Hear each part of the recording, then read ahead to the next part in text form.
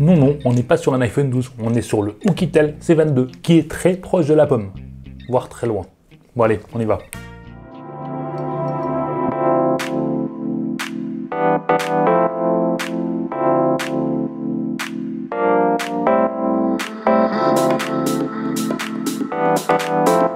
On est sur un modèle qui existe en 3 couleurs. On a la vert, pomme, azur, bouteille Caraïbe que j'ai là, et le noir. Et ce faux iPhone 12, pas faux, est à 120 € environ en Chine. Il est quand même difficile à trouver, je t'ai mis le lien dans la description parce que, bah ouais, c'est plutôt pas... C'est un peu plus dur à trouver que certains. Pour faire simple, on va aller déballer tout ça. Si tu me connais pas encore, sache que moi c'est Fred, je fais pas mal de vidéos high-tech, des tests, des tutos, en fait tout ce qui est intéressant sur le monde de la tech. Alors je t'invite à t'abonner juste en dessous et de cliquer sur la cloche de notification si tu aimes ce genre de vidéos, bien sûr, et si tu as envie de faire partie de la communauté des Tokimontiers.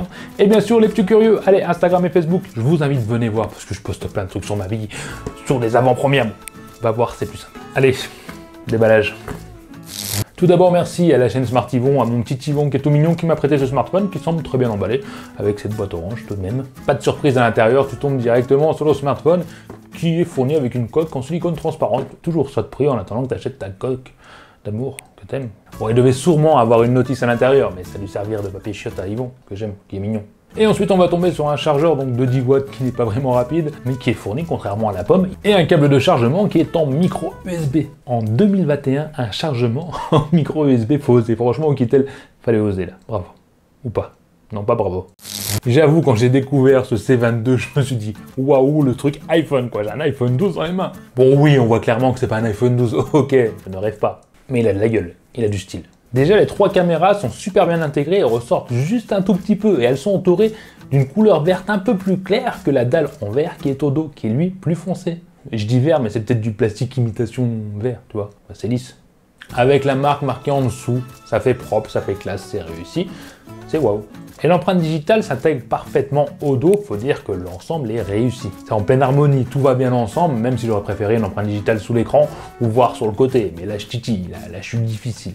Les côtés sont aussi en vert, tu sais, mais plus métallisé. Et c'est vrai que ça donne son charme, c'est joli, c'est bien fini. Sur la partie droite, tu vas rien trouver de spécial à part le volume, plus moins et le bouton power. En haut, tout simplement, on tombe sur la prise jack. Et la partie basse serait magnifique, on a donc le haut-parleur, la prise micro USB et le micro. Où je titille un peu, c'est sur la partie gauche, là on va retrouver le tiroir de carte SIM, mais il n'est pas forcément bien intégré, il ressort vraiment légèrement, faut avoir l'œil. Mais c'est là où on voit qu'on est plus sur de l'entrée de gamme qu'un smartphone haut de gamme. C'est pas forcément bien assemblé. Et donc ce tiroir il fait soit double nano SIM, soit une nano SIM et une extension de carte mini SD qui peut aller jusqu'à 256 Go si tu en as besoin. À savoir que déjà dedans on a 128 Go donc c'est plutôt pas mal. Malgré qu'il a un écran pas forcément très grand, le smartphone en lui-même n'est pas forcément très compact. On a un écran hauteur qui fait 150,5 mm sur une largeur de 73,7 mm, ça va, et une épaisseur de 8,9. Ça va, c'est pas ça, il y a bien plus grand, mais quand tu regardes l'écran qui fait 5,86 je crois, ouais c'est ça, et ben ce n'est pas extrêmement compact par rapport à la taille de l'écran. La prise aux mains est bonne, voire même agréable. Oui, parce qu'il fait seulement 178 grammes et c'est quand même plutôt pas mal de nos jours. Et tu peux généralement le manipuler à une main, mais c'est agréable. Alors l'écran, c'est pas des folies non plus, on est sur un écran HD+, qui est donc en 720p par 1520, avec des belles couleurs et un rendu global plutôt pas mal. Parce que quand je regarde des vidéos de moi sur YouTube, je suis beau, alors ça veut dire que c'est validé. C'est réaliste quoi. Il est bien calibré, franchement, c'est intuitif, c'est sensible, c'est vachement agréable à utiliser tout simplement. Bon, clairement, la luminosité, elle est pas dingue du tout, mais c'est largement suffisant en extérieur. Bon, après, je l'ai pas testé sous le soleil total, tu vois, mais c'était plutôt bien. Ce que j'aime moi sur cet écran, c'est quand même les contours qui sont pas très compacts, faut dire qu'ils font bien 2 mm, et c'est dommage. On aurait eu des contours plus fins, on aurait pu avoir un écran donc plus grand, ou alors un smartphone plus compact, et c'est quand même plus agréable. Et puis au-dessus, tu vas retrouver l'encoche à la façon iPhone. Bon, ça c'est une histoire de goût, mais ça cache le haut-parleur et la caméra. Après, à toi de me dire si tu aimes dans les commentaires ou pas. À vous, pour un téléphone à 100 voire 120 balles, esthétiquement, il est réussi. En tout cas, moi j'aime bien. Je pense que toi aussi. Et là, c'est le moment où ça commence à chier dans la colle, tu vois, parce que oui, il est beau. Oui, ok, il est beau, mais à l'intérieur, il est moins beau que l'extérieur, quand même. Bah oui, parce qu'il cache un processeur d'ancienne génération. On est sur le Helio A22 et 4 Go de RAM. Et franchement, pour le tarif, bah, tu vas trouver clairement mieux ailleurs. Comme le Poco que j'ai testé ici, qui en niveau puissance, voilà, c'est pas la même du tout. Et il y en a plein d'autres aussi, je parle du Poco, mais il y en a plein d'autres au même tarif, plus puissant. Et franchement, le score en tutu m'a fait peur. Non, il m'a pas fait peur, en fait, il m'a plus déçu. Parce que quand je l'ai vu, j'ai dit waouh, je m'attendais à quelque chose de mieux. Mais il m'a aussi vachement surpris. Ouais, j'ai été vachement surpris par ce...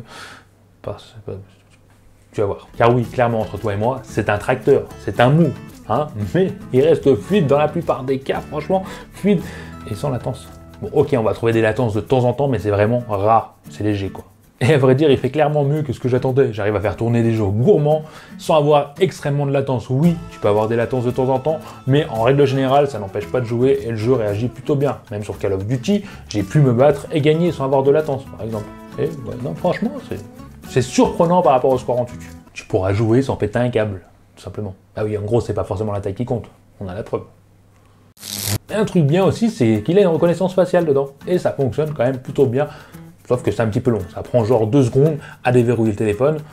Mais il faut dire que même en basse luminosité, ça fonctionne. Et ça c'est bien, que tu sois de côté, de profil, non, c'est convenable. Pareil pour l'empreinte digitale, c'est légèrement plus rapide, c'est voire mieux, et ça fonctionne n'importe où tu mets ton doigt. T'as pas obligé de le mettre bien centré, il n'y aura pas de bug, même sur le côté, ça fonctionne. J'ai essayé avec l'autre doigt au cas où pour voir si c'était de la merde, mais non, ça fonctionne bien juste avec le doigt que tu as enregistré. Pour les connexions Wi-Fi, alors on a bien la 2,4 et 5 GHz, donc ça fonctionne bien. La portée est correcte sans être extrême, faut l'avouer, c'est pas le mieux que j'ai eu. Mais un truc qui me déçoit pas mal, c'est qu'on est quand même sur du Bluetooth 4.2. 4.2 en 2021, c'est chier dans la colle. C'est pas haut, non c'est pas haut, pas haut du tout. Non. Et là où ça va bloquer encore un peu pas mal de monde, c'est au niveau du réseau, parce que oui, il est 4G, mais il nous manque la fameuse bande B28, qui moi ne me dérange pas, parce que mon smartphone n'a pas la B28, je sais même pas s'il a la B20 ou la B7, en tout cas il en manque deux sur le mien, celui-là il manque que la B28, donc ça peut gêner certains, c'est important de le savoir, et la 5G, ne rêve pas, il n'y a pas 5G. Au niveau de l'interface, on est sur un système Android 10, avec la petite surcouche Oukitel qui est plutôt simpliste, bien, il n'y a rien d'extraordinaire dedans. Bon, t'as toujours le système de sécurité, etc. pour nettoyer le machin, mais c'est pas propre, c'est bien, c'est simple. Après, je l'ai essayé quand même au niveau du son, j'ai voulu voir ce que ça valait, parce que bon, des fois on peut être surpris. Et ben là, je vais te laisser écouter, je t'en parle juste après.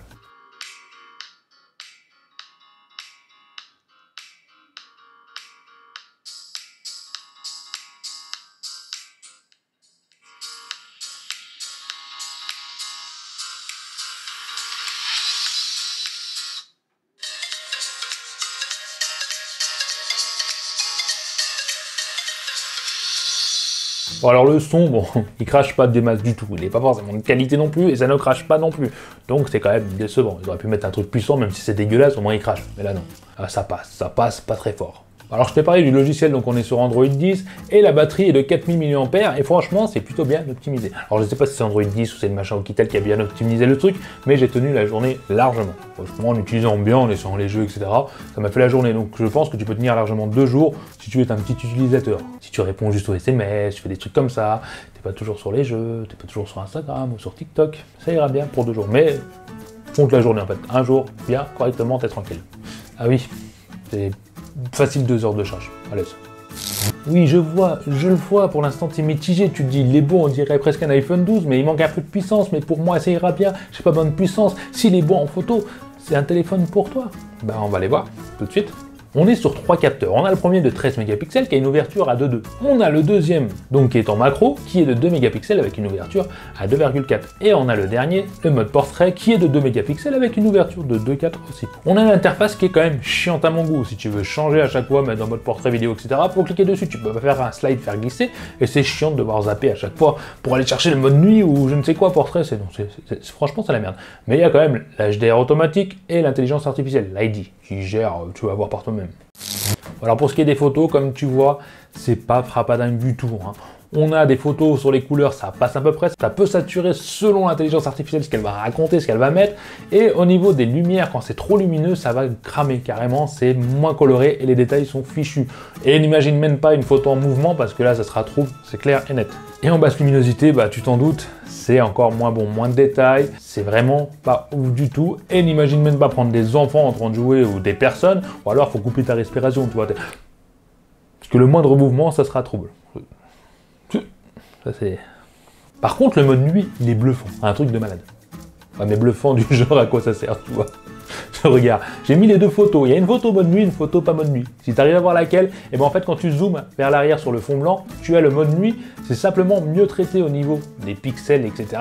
Il y en a moins, c'est plus lisse. Mais il n'y a pas de luminosité, ça n'ajoute pas de lumière en mode nuit, c'est le truc... Bah pour moi ça sert à rien, Next. Mais là, attends, reste là.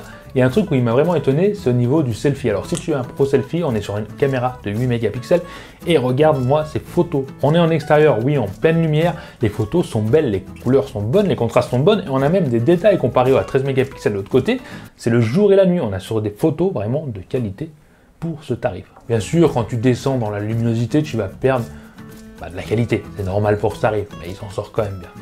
Maintenant, on va passer à la vidéo 1080p et ça donne ça. Allez, vidéo en 1080p, on change un peu de décor, histoire de faire classe, tu vois. Bon, il a l'air d'avoir une stabilisation, mais je suis pas sûr, je verrai mieux sur PC au niveau du son, ça a l'air convenable. On va aller voir un autofocus sur un joli petit arbre qui est par là, et voir ce que ça vaut ou pas. Bon, bah, ce que ça vaut, je vais appuyer sur l'écran, et ouais, mais après, c'est un peu merdique, franchement. Pourtant, ça a repris facilement, alors on va essayer ici. Ouais, je sais pas trop, hein. Franchement, je suis pas bien sûr du truc. Bon, c'est pas top, on va voir ça tout de suite. Ouais, pardonne-moi de t'avoir montré ça. Je pense que tu es malade à ce moment même où tu as regardé cette vidéo, et moi aussi. Parce que l'image n'est pas terrible du tout, l'autofocus, il n'y en a pas. Je sais pas comment ça gère, c'est pas fluide, c'est... Birk. Et en selfie, bah c'est ça. Bon, allez, on teste le son, putain, c'est tout coupe. La caméra en contre-jour, normalement j'ai le soleil derrière, ce que ça vaut. Bon, alors je peux pas te dire si j'ai une stabilisation ou quoi, mais ça a l'air... En tout cas, ça va. Putain, j'ai vraiment une coupe de merde. Alors en selfie, c'est pas frappadingue non plus, hein. C'est pas frappadingue, mais quand on a regardé la vidéo d'avant, c'est clairement mieux, c'est le jour et la nuit. Ça gère plutôt bien au niveau de luminosité, etc., des contre-jours. Les couleurs sont convenables, l'image est à peu près correcte, le son en tout cas était pas mauvais. Donc ça va, selfie, c'est bien. Et du pas selfie, c'est pas bien. Conclusion, ce C22 de chez Oukitel, et bah écoute, à toi de voir de ce que tu as vu au niveau photo, c'est vraiment pas une pépite. Au niveau puissance, malgré qu'il soit pas puissant, qu'il a un petit score en tutu, et ben il se démerde bien, franchement il est plutôt fluide, et même pour les jeux, ça va à peu près, c'est plutôt convenable, j'étais surpris pour ça. Esthétiquement, ça c'est les goûts et les couleurs, moi je le trouve très joli, vraiment très joli, il fait quand même premium, entre guillemets, hein, quand tu l'as dans les mains, sans regarder les détails. Je pense que ça peut plaire à pas mal d'ados, qui sont pas forcément ouf des photos, qui aiment se prendre en photo eux-mêmes, tu vois. J'espère que tu as aimé cette vidéo, n'hésite pas à me lâcher un pouce bleu, à t'abonner si t'es pas fait, et je te dis à la prochaine, Tokiwantier. Allez, bye bye.